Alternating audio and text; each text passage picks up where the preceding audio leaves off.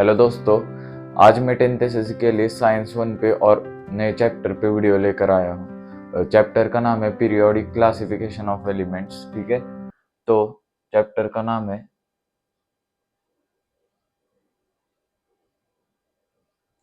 Periodic classification of elements. ठीक है, हमारा चैप्टर का नाम है। तो इससे पहले हमने बचपन से पढ़ा है कि मैटर क्या होता है। हमें पता है मैटर क्या होता है, जो स्पेस और वेट दोनों ऑक्यूपाई करता है। जिसको वेट होता है और स्पेस ऑक्यूपाई करता है उसे हम मैटर कहते हैं। जैसे कि मेरे हाथ में एक मार्कर है, ये भी एक मैटर होगा, या हम सभी लिविंग ऑर्गेनिजम्स, ये भी मैटर है। जिसको भी वेट है वो मैटर है, और कुछ तो स्पेस वो ऑक्यूपाई कर रहा है तो वो मैटर है। दुनिया में कोई भी चीज है जिसको वेट है या और वो स्पेस ऑक्यूपाई कर रहा है उसे हम मैटर कह सकते हैं। ठीक है, according to definition of matter. तो हमें ये भी पता है कि मैटर का जो स्मॉलेस्ट पार्टिकल होता है वो उसे हम एटम कहते हैं। इसे हमने 8 में भी पढ़ा था, स्ट्रक्चर ऑफ एटम में। तो ठीक है, तो हमें पता है कि जस्ट मॉडर्न वर्ल्ड में हमारे हमें 118 एलिमेंट्स नोन है, मतलब डिस्कवर्ड है। इसमें से आपको अगर नॉलेज है तो आपको पता होगा कि पहले जो 92 एलिमेंट्स है वो नेचुरली हमें मिलते हैं, पर वो जो 92 के अगले जो एलिमेंट्स है वो मैन मेड है, मतलब वो हम उन्हें ट्रांसयूरेनिक एलिमेंट्स कहते हैं। ठीक है, तो हमें पता है कि 118 एलिमेंट डिस्कवर्ड है। तो 1800 में क्या था, साल 1800 में सिर्फ 30 ही एलिमेंट डिस्कवर्ड थे। टेक्नोलॉजी जैसे बढ़ती गई वैसे एलिमेंट्स भी बढ़ते गए, डिस्कवरी बढ़ती गई। ठीक है, और एलिमेंट्स मिलने लगे, डिस्कवर होने लगे। तो क्या हुआ, उन एक सिंगल एलिमेंट को स्टडी करने के लिए बहुत डिफिकल्टी फेस करनी पड़ती थी। मतलब हर एक एलिमेंट को उठा के स्टडी करना, तो इसमें बहुत टाइम चला जाता था। तो इसलिए साइंटिस्ट ने क्या किया कि कुछ तो टेक्निक निकाले, क्लासिफिकेशन किए एलिमेंट्स के। तो ठीक है, तो सबसे पहले जो इनिशियल लेवल पे जो क्लासिफिकेशन किया था वो था एलिमेंट्स का मेटल्स और नॉन मेटल्स में। और जैसे भी टेक्नोलॉजी बढ़ती गई उससे क्लासिफिकेशन इम्प्रूव होने लगे। हर एक नए साइंटिस्ट ने नए नए क्लासिफिकेशंस करे, यूनिक क्लासिफिकेशन करे। जैसे हम पढ़ने वाले कि कुछ कुछ जो फेमस साइंटिस्ट है उनके हम पढ़ने ही वाले उन्होंने क्या क्लासिफिकेशन की टेक्निक यूज करी। जैसे कि हम मॉडर्न पीरियोडिक टेबल तो आपको पता ही होगा। वैसे ये तो इंट्रोडक्शन था। तो सबसे पहले हमारा जो क्लासिफिकेशन करने वाले साइंटिस्ट है वो है, मतलब हमें जो पढ़ना है वो है डोबेराइनस ट्राइड ट्राइड्स। तो ठीक है, तो ये एक जर्मन साइंटिस्ट थे, डोबेराइनर। इन्होंने क्या किया, 3 एलिमेंट्स ऐसे लिए जिनकी केमिकल प्रॉपर्टीज सेम हो। ठीक है, इन्होंने 3 एलिमेंट्स ऐसे लिए जिनकी सेम केमिकल प्रॉपर्टीज हो। ठीक है, डोबेराइनर ने ऐसी 3 एलिमेंट का ग्रुप लिया जिनकी केमिकल प्रॉपर्टी सेम हो। ठीक है, केमिकल प्रॉपर्टीज सेम हो, और उनका एक ग्रुप बना दिया, 3 3 एलिमेंट्स का ग्रुप बना दिया जिनकी केमिकल प्रॉपर्टीज सेम है। और उनको उन्होंने ट्राइड्स बोला। ठीक है, उस 3 के ग्रुप को उन्होंने ट्राइड बोला, 3 के ग्रुप को उन्होंने ट्राइड्स बोला। तो उन्होंने क्या कहा, जो समझो एक एलिमेंट ए है, दूसरा एलिमेंट बी है और तीसरा सी है। तो उन्होंने बोला कि ये जो मिडल एलिमेंट है, ये मिडल एलिमेंट है। ठीक है, मिडल एलिमेंट, इसका जो एटॉमिक मास होगा वो इन दोनों के सम के बराबर होगा। अब एटॉमिक मास क्या होता है, एटॉमिक मास मतलब एटम में होने वाले प्रोटॉन प्लस न्यूट्रॉन, उन्हें हम एटॉमिक मास कहते हैं। और प्रोटॉन या इलेक्ट्रॉन एटम में होते हैं उनको हम उसको हम एटॉमिक नंबर कहते हैं। एटॉमिक मास क्या, प्रोटॉन प्लस न्यूट्रॉन एटम में होने वाले। टोबेरेनर ने एटॉमिक मास कंसिडर करके इनकी प्रॉपर्टीज ली थी, ठीक है। तो डोबेराइनर ने क्या बोला कि जो बीच वाला एलिमेंट है, मिडल एलिमेंट, इसका जो एटॉमिक मास है वो पहले और दूसरे एलिमेंट, पहले और लास्ट एलिमेंट का एडिशन करके उनका अगर हमने मीन निकाला, मतलब उनका, ठीक है, हमने मीन निकाला, तो उसका जो एटॉमिक मास है वो बी के बराबर आ जाएगा, मतलब मिडल एलिमेंट के बराबर। मैंने क्या बोला, फिर से एक बार मैं रिपीट करता हूँ।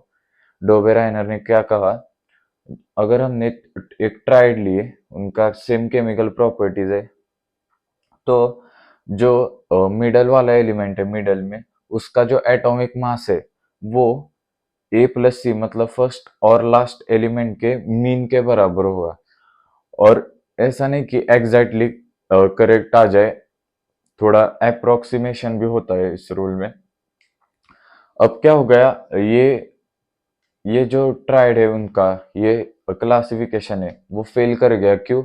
क्योंकि इसमें कुछ लिमिटेड ही एलिमेंट्स ऐसे थे कि इनका प्रॉपर रूल के हिसाब से आ रहा था। मैं आपको समझा देता हूँ क्यों हुआ, मैं बताता हूँ। पहले एक एग्जांपल देता हूँ कि डोबेराइनर लॉ को, डोबेराइनर ट्राइड को फॉलो करते हैं। जैसे कि हमें लिथियम, सोडियम और पोटेशियम में एलिमेंट्स पता है। लिथियम का जो एटॉमिक मास है वो 6.9 होता है, सोडियम का होता है 23 और पोटेशियम का होता है 39.1, ठीक है। तो अकॉर्डिंग टू डोबेराइनर ट्रेड, अगर हमें अगर हमने लिथियम प्लस पोटेशियम के एटॉमिक मास का एडिशन अपॉन उनका मीन निकाला, मतलब बाय 2, तो उसका एटॉमिक मास सोडियम जितना आना चाहिए, सोडियम का एटॉमिक मास जितना, चलिए देखते हैं। 6.9 प्लस 39.1 अपॉन 2, तो ये क्या आता है, इनके एडिशन करो तो 46 आई अपॉन 2, तो फाइनल आंसर क्या है, 23। तो हमें दिख रहा है सोडियम का एटॉमिक मास भी है 23 और ये भी है 23, तो मैच कर गया ये, मतलब ये डोबेराइनर ट्रेड के हिसाब से ये मैच कर गया, इनकी प्रॉपर्टीज सेम है, ठीक है। पर ये फेल कहाँ कर गया, मैं आपको बताता हूँ। एग्जाम्पल लो, कार्बन, नाइट्रोजन और ऑक्सीजन का। अब कार्बन का एटॉमिक मास क्या होता है, 12। नाइट्रोजन का क्या होता है, 14। ऑक्सीजन का क्या होता है, 16। अब अगर डोबेराइनर की ट्राइड के रूल के हिसाब से पहला प्लस लास्ट एलिमेंट का एटॉमिक मास इसके बराबर आना चाहिए, मिडल एलिमेंट के बराबर। तो कार्बन का है 12, ऑक्सीजन का है 16 अपॉन 2 इक्वल टू, इनके बराबर आना चाहिए एटॉमिक मास, तो 28/2। तो ये आ रहा है 14, 28/2 14, ये मैच करेगा। पर ये तो डोबेराइनर ट्रेड के को फॉलो कर रहा है, पर ये एक गलत है, गलत हो जाएगा ये, क्योंकि इन तो तीनों एलिमेंट की प्रॉपर्टी सेम नहीं होती। क्यों? क्योंकि अगर हमने ऑक्सीजन लिया, हमें पता है कि हमें ऑक्सीजन की बहुत जरूरत होती है लिविंग थिंग्स, ह्यूमन को, ठीक है। हम ऑक्सीजन लेते हैं, वो रिएक्शन करता है, कार्बन डाइऑक्साइड प्रोड्यूस होता है, ठीक है।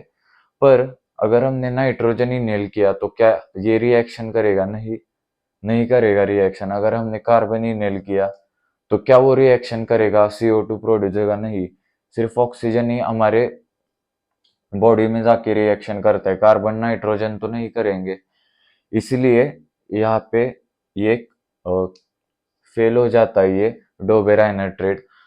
और और एक मेन रीजन है फेल करने का कि अ, ये सिर्फ लिमिटेड एलिमेंट्स पे एप्लीकेबल है, मतलब कुछ एलिमेंट्स, और ज्यादातर अप्रोक्सीमेशन इसमें बहुत है, तो इसलिए फेल कर गया। तो इसका रीजन क्या है फेल करने का? ओनली एप्लीकेबल ऑन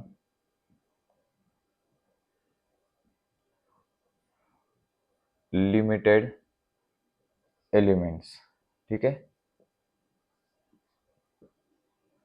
ये ओनली लिमिटेड एलिमेंट पे एप्लीकेबल था, इसलिए फेल करेगा। और मैंने आपको एक एग्जांपल बताया कार्बन, नाइट्रोजन और ऑक्सीजन का, उसके उसी रीजन से फेल कर गया डोबेराइनट्राइड। ये जो क्लासिफिकेशन था ये फेल हो गया। अब दूसरे जो साइंटिस्ट थे वो थे न्यूलैंड्स, जॉन न्यूलैंड्स। तो दूसरा है Newlands law of octaves, Newlands laws of octave, ठीक है। तो ये एक इंग्लिश साइंटिस्ट है, British scientist Newland, John Newlands. इन्होंने क्या किया, हम जो हिंदी में कहते हैं स्वर, जैसे कि सा रे ग म प ध नि, ठीक है। इनके सीक्वेंस में एलिमेंट्स को अरेंज किया, ठीक है। उन्होंने हाइड्रोजन से शुरुआत की और थोरियम पर वो रुक गए। अब उस 1866 में उन्होंने क्लासिफिकेशन किया, तो तब तक नोबेल एलिमेंट्स डिस्कवर नहीं हुए थे, तो उन्होंने हाइड्रोजन से स्टार्ट किया और उन्होंने थोरियम तक क्लासिफिकेशन किया, ठीक है। उस वक्त में इतने एलिमेंट्स डिस्कवर हुए थे। तो उन्होंने क्या बोला कि जो एलिमेंट है, आठवां एलिमेंट है, उसकी प्रॉपर्टी पहले एलिमेंट के बराबर आ रही है, ठीक है।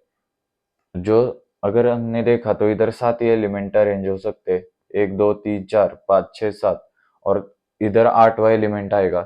तो न्यूलैंड ने बोला कि जो 8वां एलिमेंट है उसकी प्रॉपर्टी पहले एलिमेंट के बराबर आती है।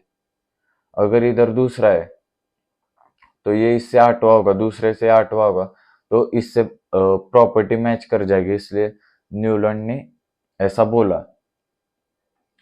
तो इसलिए उन्होंने उनको न्यूलैंड्स लॉज ऑफ ऑक्टेव बोला, ठीक है। लॉ ऑफ ऑक्टेव्स बोला उन्होंने।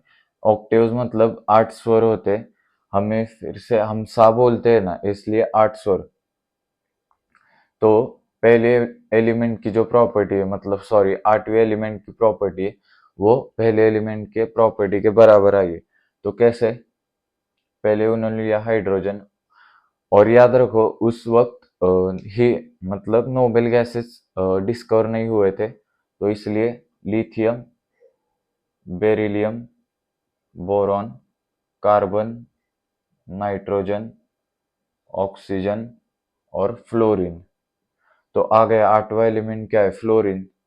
तो उन्होंने बताया कि fluorine according to law of octaves, fluorine की प्रॉपर्टी हाइड्रोजन से मैच करेगी। तो उसके बाद नियॉन नहीं लेंगे क्योंकि वो नोबल है, सोडियम। अब सोडियम की प्रॉपर्टी लिथियम के साथ मैच कर गई, ठीक है। Magnesium, aluminium, silicon, phosphorus, sulphur, chlorine. अब अर्गोन नहीं लेंगे क्योंकि नोबल है, पोटेशियम और कैल्शियम। तो मैंने इतने तक ही लिखा है, ठीक है। अब अगर आप देखोगे तो फ्लोरीन की प्रॉपर्टी हाइड्रोजन से मैच कर गई, क्लोरीन की फ्लोरीन से, इन तीनों की प्रॉपर्टीज मैच कर गई। लिथियम, सोडियम और पोटेशियम की प्रॉपर्टीज मैच कर गई, बेरिलियम, मैग्नीशियम, कैल्शियम की। वैसे ही बोरॉन एलिमेंट, एल्यूमिनियम और उनकी एलिमेंट्स की प्रॉपर्टी मैच कर गई। पर क्या इसका लिमिटेशन क्या था कि अ, ये लॉ है वो सिर्फ कैल्शियम तक ही एप्लीकेबल था, कैल्शियम तक ही एप्लीकेबल था।